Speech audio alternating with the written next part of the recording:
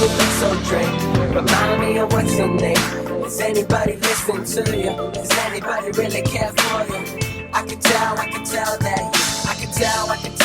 you haven't begun. Welcome to Perfect Timing. Today I got a singer, songwriter, producer, video editor. Man, he has a beautiful voice sent from God. His name is Zitro. What's up? What's up, man? How you doing? Great. I'm good, man. So, how long you been singing for? Very young age, like 5, maybe. 5? 6. Yeah? Yeah. So, what made you start getting into singing, though? MJ. MJ? I love MJ. Watching on TV, I was like, yeah, that's the main source of, where I started. Just, watching on TV. I'm like, yeah, I want to do that. Yeah. And so, now let's get into your producing. Uh-huh. What was so important, you said, hey, I want to produce music, my own music, in the way I do it? Wow, I just threw it together.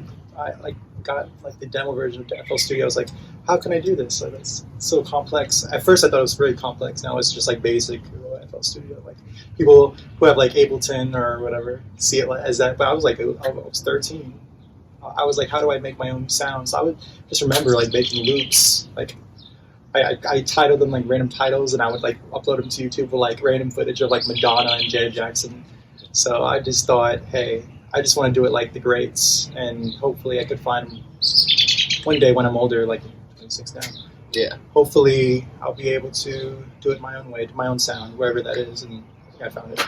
Yeah, I don't know if your sound, because the recent song really caught my attention. It's so deep of what you're saying, especially what's going on with today's society, right? Uh-huh.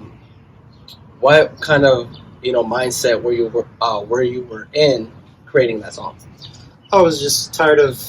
Well, I was always tired of the superiority complex of people and labels and people pointing the finger, being all judgmental.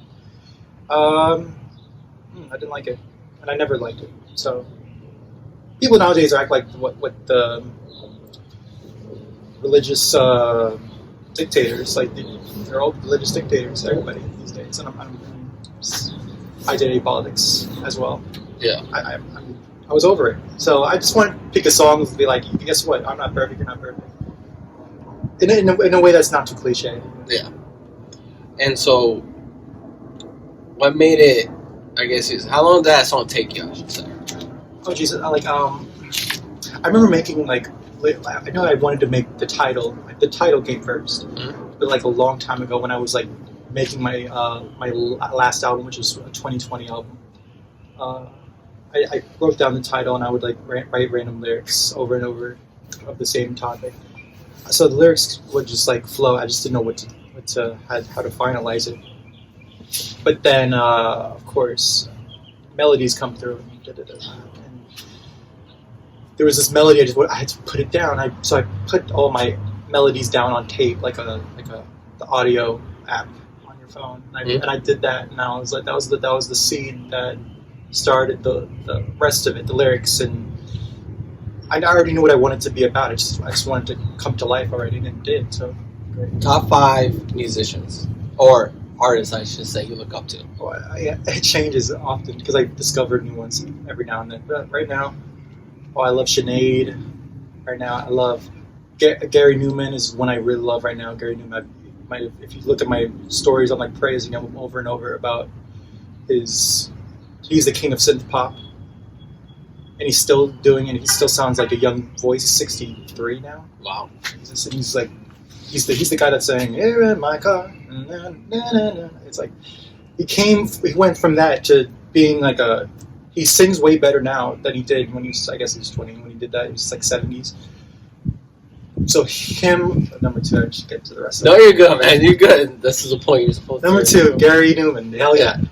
9 Inch Nails is they did a song together, Gary Newman, and not a song together, but a live performance. 9 Inch Nails is I was listening to the other day. Add Violence is a great EP, guys. Check that out. Prince, MJ. Even though I put them last, but they should be number 1 and number 2. But it's not in order. Oh, I got you, man. So what did you gain from your inspirations in music of MJ, Prince, Gary Newman, all these guys? What I should say, what gave you that inspiration to go that route? You mean Songwriting wise, I guess you would say. songwriting wise? Yeah. Well, all of them really. It's like Gary Newman and Depeche Mode and that sort of genre, Kraftwerk. All of them did the production aspect in terms of, hey, I want to sound like it did like when keyboards were and synthesizers were first invented, like that feeling you get when you like open a computer or open the television, like, wow, this is revolutionary. Yeah. You don't get that these days. It's like all recycled crap. Yeah. So in terms of like lyrics, I guess Sinead is great. She like is a protest. She was a protest even though she was like a faith-based singer. She's like back and forth, and she's like a breakup singer as well. Yeah. So she's like from the deep soul of like she's been in like 10 different religions at once. So she's like from like every single prayer book ever. She's like a Muslim now. So it's Irish Muslim. It's like, wow. Yeah. Crazy. It's like she's a chameleon, and I love people like that that change over the years. I want to be like that. Like I don't want this hair 10 years from now. Yeah. I don't want these clothes 10 years from now. I want the same sound 10 years from now. I'm 36. I want to be like what Gary Newman is. Like he better, like more like wine, fresh like wine. You know what I'm saying? And so this is my favorite part of the interview. Have you ever faced depression? Hell yeah. Yeah. So you want to tell a little bit Oh, more it's been going on since senior year, and it's never stopped. So it's like it's an ongoing battle, and whatever. It is what it is. I mean, I can't help it. Yeah. There's nothing anyone could do to save me. But I'm here. I'm 26. Like I said, it started when I was a senior, and I had those thoughts. Whatever. I'm still here. It's tough. Whatever. It's okay. So, what have you done? Have you made steps to work on yourself, or like have you been talking to people about these situations? Like any solutions? No, I can't. I'm the worst person to answer that. Because I think I have it really bad now. Still, it could get better. I could maybe one day I'll find the solution, but I'll never I'm too scared to go to a professional because professionals. Who is a professional these days? Yeah. You can never tell, and to be prescribed pills that are controversial and then been in the news in terms of, and people said that they create mass shooters and shit. Yeah. Whatever. I try to be more safe than sorry, even though I'm not that kind of person because I'm anti-COVID. And I'm like get out my face with the masks and vaccine stuff, but still you know what I'm saying? Yeah. In terms of that, I will never take medication or. I don't believe shrinks help. I tried calling suicide hotlines. They're pointless to me. They're too cliche as well. So, when you were a senior in high school, what started it?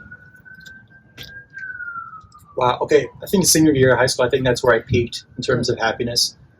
And when you peak at something, of course, it goes down from there. So you see where you want to be, and then you're not there anymore. And I guess I saw the gold standard of happiness, and then I drifted away to the opposite. Wow, it's getting deep today. All right, I can tell you from my experience because I battled with depression many years ago. Let's say I'm 28 now. That's so damn old.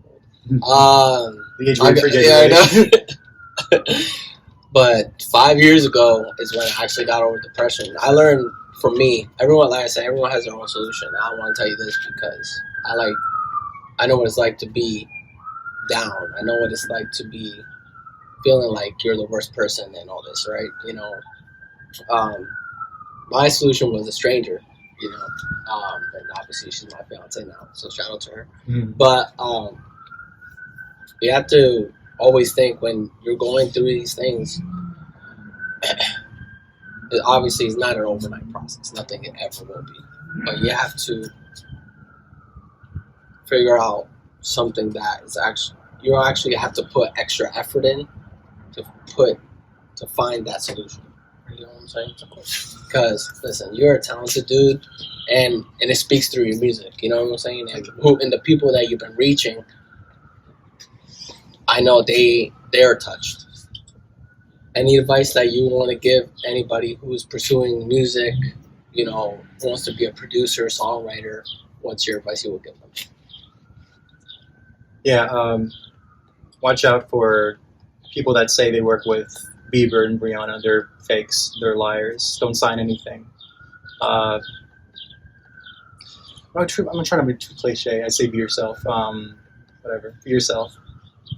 And as well as F the critics, you know? Yeah. People say take criticism, and I used to use that. I used to use that philosophy. Take criticism. But guess what? They're made to criticize. They're made to criticize, and they're gonna always look at the bad aspects of everything, and you just keep going. Just keep going. Don't worry about them. All right, Yeah. guys. Do you want to tell them your IG, Of you know, course. all your music stuff, everything? Yeah. So There's Something Wrong with All of Us is the latest single and video. I'd recommend the video as well because you get the visual aspect of the meaning and all that stuff. So please look at that video. There's Something Wrong with All of Us. IG, Zitro Official, you can find that there. And also my YouTube, if you want to see that video, is also Zitro Official. Twitter, Zitro Music, so you can hear me rant and be weird and all that stuff. And not much on Facebook, but you can also follow me at Zitro Tunes at Facebook as well. Hey guys, yeah, thank you for joining Perfect Timing. We out. Bye. Behind the scenes. No. Why you look so drained? Remind me of what's your name? Is anybody listening to